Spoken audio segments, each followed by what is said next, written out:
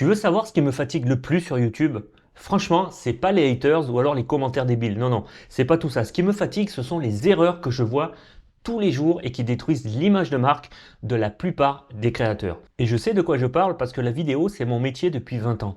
Je passe mes journées entières à analyser et à décortiquer les vidéos de mes clients. Et crois-moi, j'ai développé une intolérance sévère à certains trucs. Dans cette vidéo, je vais te dévoiler les 7 trucs, les 7 erreurs que vraiment je ne supporte plus chez les youtubeurs et surtout comment les corriger pour passer toi-même pour un expert et pour faire un maximum de vues. Tu vas voir, c'est vraiment simple et c'est rapide et tu peux appliquer tout ça, tous mes conseils dès ta prochaine vidéo. Allez, on y va, c'est parti. Salut, moi c'est Pascal, j'ai travaillé 20 ans à la télévision comme journaliste, caméraman et monteur. Et depuis 2017, j'aide les entrepreneurs à créer des vidéos qui captivent et qui attirent les clients sans publicité et sans prospection.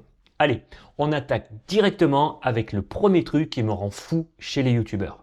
Et le tout premier truc, c'est tenir son micro-cravate à la main. Tu vois ça c'est un micro-cravate, c'est pas un micro maracas. Voilà, tu vas pas jouer du maracas avec. À chaque mouvement, en fait, chaque fois que tu avances ou que tu recules, tu vas fluctuer ton son. Donc nous, c'est pas ce qu'on veut en fait. Si tu parles là, ça va être plus fort que si tu parles là, ça va être moins fort. Dans ta vidéo, tu vas le sentir. Tu vas avoir des sons plus forts, des sons moins forts. Un micro-cravate, ça s'accroche tout simplement. Ça se garde pas en main. Sinon, ça s'appelle un micro-main. C'est d'autres micros.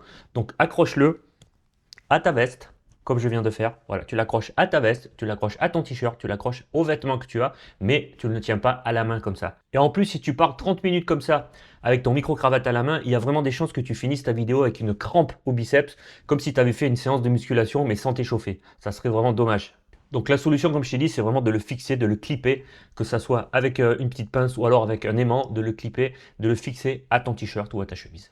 Et si tu as peur sur ta chemise ou ton t-shirt qu'il y ait des frottements, tu enlèves la petite bonnette, celle-là, et tu mets la bonnette pour le vent. Voilà, la bonnette pour le vent, normalement tu l'utilises dehors, mais ça empêche qu'il y ait des frottements entre la capsule du micro et ton vêtement. En mettant la bonnette, ça va régler 90% de tes problèmes. Et d'ailleurs, si ça t'intéresse, j'ai fait une vidéo récemment sur ma chaîne où je te partage mes meilleurs conseils de professionnel pour savoir te servir de ton micro-cravate afin d'avoir toujours le meilleur son possible. Et si tu veux éviter d'autres problèmes plus importants en vidéo, j'ai réalisé pour toi un guide digital complet que je t'offre avec plaisir. C'est un document de 60 pages et vraiment c'est une mine d'or si tu veux te lancer en vidéo sans faire toutes les erreurs possibles et éviter de perdre du temps et forcément de l'argent. Je te mets le lien en description sous cette vidéo si tu veux le télécharger. Deuxième truc qui me saoule chez les youtubeurs, c'est quand ils parlent 45 secondes à 1 minute avant d'annoncer le sujet. Tu sais, c'est le fameux « Salut les amis, j'espère que vous allez bien, je suis ravi de vous retrouver, merci de vous abonner, de liker, etc. etc. » Tiens, d'ailleurs, j'ai trouvé le parfait exemple de ce qu'il faut absolument éviter. Regarde. Bonjour à tous, c'est Melvinil pour Galette et Comptoir.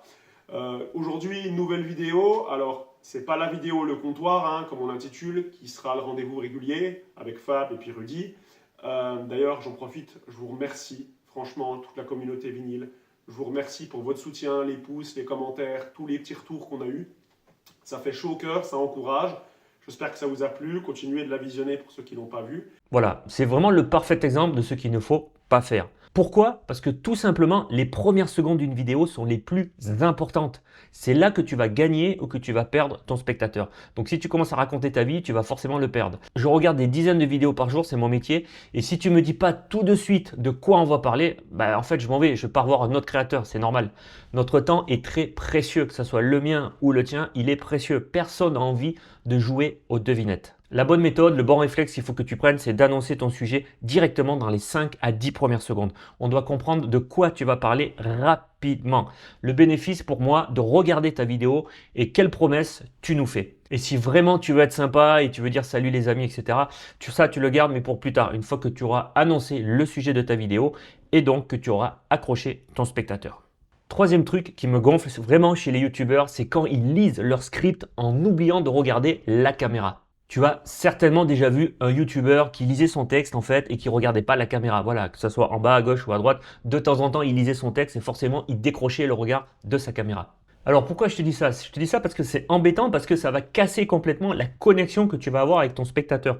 Tu dois absolument fixer l'objectif de la caméra comme je suis en train de faire, comme si tu parlais à une personne que tu avais devant toi, comme si tu la regardais dans les yeux. Si tu vas regarder ailleurs Pendant que tu parles, ça fait pas naturel du tout. Et la personne, elle a décroché. On dirait vraiment que tu récites un oral de français ou que tu apprends quelque chose par cœur. C'est pas du tout naturel. C'est un peu comme si dans la vraie vie, tu parlais à quelqu'un et tu le regardais pas en fait quand tu lui parlais. C'est la personne, elle va partir, elle va dire, il me regarde pas, il s'intéresse pas à ce que je fais, je m'en vais. En vidéo, c'est la même chose. Alors rassure-toi, il existe 3 solutions assez simples pour régler ce problème. La première solution, c'est d'utiliser un prompteur. Voilà, vraiment, ça change tout. Tu mets un prompteur, tu lis ton texte et comme ça, tu as le regard fixé sur ta caméra puisque le prompteur est sur ta caméra. Le deuxième conseil que je peux te donner, si vraiment tu ne veux pas utiliser un prompteur, c'est d'apprendre ton introduction et ta conclusion par cœur. Voilà, c'est très court, hein, ça fait quelques secondes. Et au milieu, en fait, d'improviser, de raconter ce que tu as envie de raconter, sans notes forcément, mais quand même avec un plan défini. Voilà, donc tu apprends ton intro, ta conclusion et le reste, tu improvises. Ou alors, troisième possibilité, ce que tu peux faire, c'est lire ta phrase. Par exemple, tu as ton texte à côté.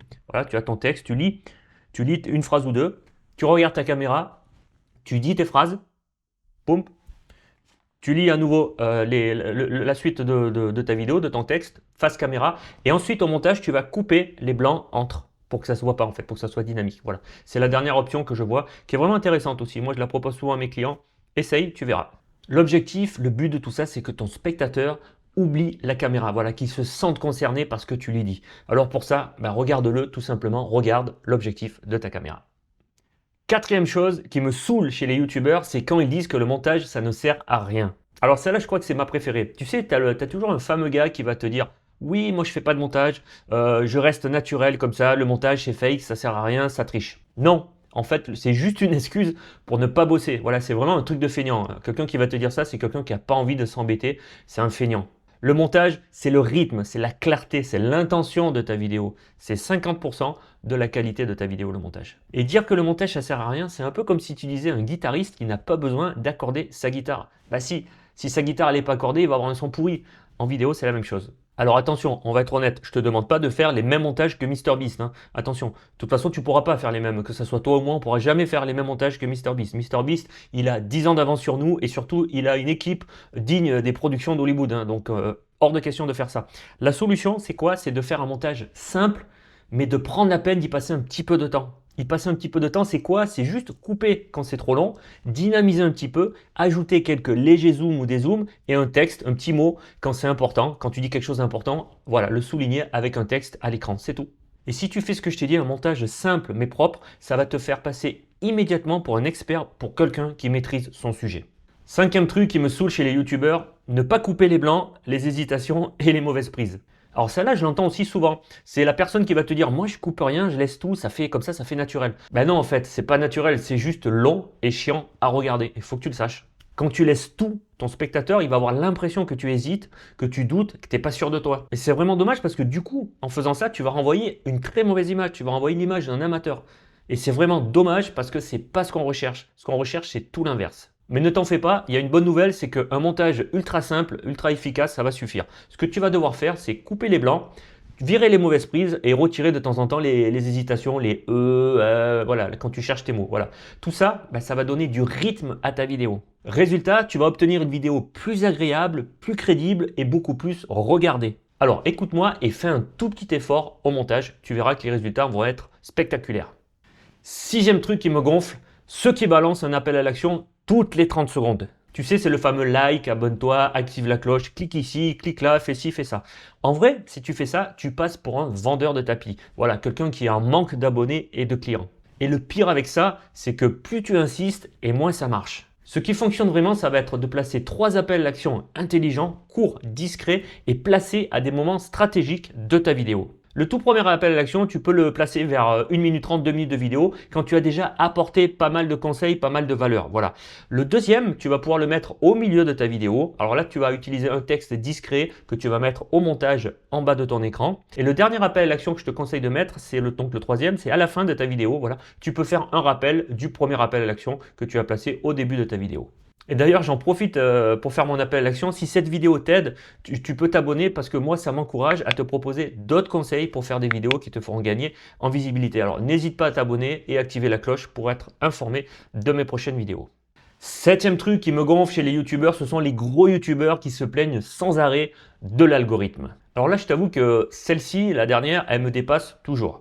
À chaque changement d'algorithme, tu as toujours des créateurs de contenu, des youtubeurs qui se mettent à pleurnicher parce qu'ils ont moins de vues et parce qu'ils perdent de l'argent. Sauf qu'il faut que tu comprennes un truc. L'algo, il ne te doit rien. C'est juste un outil, l'algo. Il évolue comme nous, on doit évoluer et s'adapter. Et si tu veux être professionnel, ce qu'il va falloir faire, c'est qu'il va falloir s'adapter parce que l'algo, il va toujours changer. Tu analyses, tu changes ce qui marche pas, tu changes ton format, ton rythme, ta miniature, voilà. Les règles, elles changent tout le temps et c'est normal. Et c'est même bien qu'elles changent. Comme ça va faire de la place pour ceux qui s'adaptent pas. Voilà. Toi, si tu t'adaptes, tu vas gagner ta place sur YouTube. Mais retiens un truc, c'est que si tu te plains, ça ne sert à rien. Au contraire, ça renvoie une très mauvaise image de toi. Moi, je sais que personnellement, j'aime bien m'entourer de gens qui cherchent des solutions à chaque problème. Et j'évite comme la peste ceux qui passent leur temps à pleurnicher et à se plaindre. J'aime pas du tout ça. Voilà, tu connais désormais les 7 trucs qui me saoulent, que je ne supporte plus chez les youtubeurs et surtout comment corriger ça si tu veux faire des vues et passer pour un expert dans ton domaine. Alors dis-moi dans les commentaires quel truc t'énerve le plus toi aussi, je serais curieux de savoir. Et si tu veux apprendre à faire des vidéos pour devenir enfin visible et te démarquer rapidement et efficacement, je peux t'aider. Chaque mois, j'accompagne une poignée d'entrepreneurs qui veulent faire des vidéos pour attirer naturellement les clients sans publicité, sans déranger et surtout sans stress. Si ça t'intéresse, je te mets le lien pour en savoir plus en description sous cette vidéo. Allez, merci beaucoup d'avoir regardé cette vidéo jusqu'au bout. Il est temps de se quitter. Je te dis à la semaine prochaine pour une nouvelle vidéo.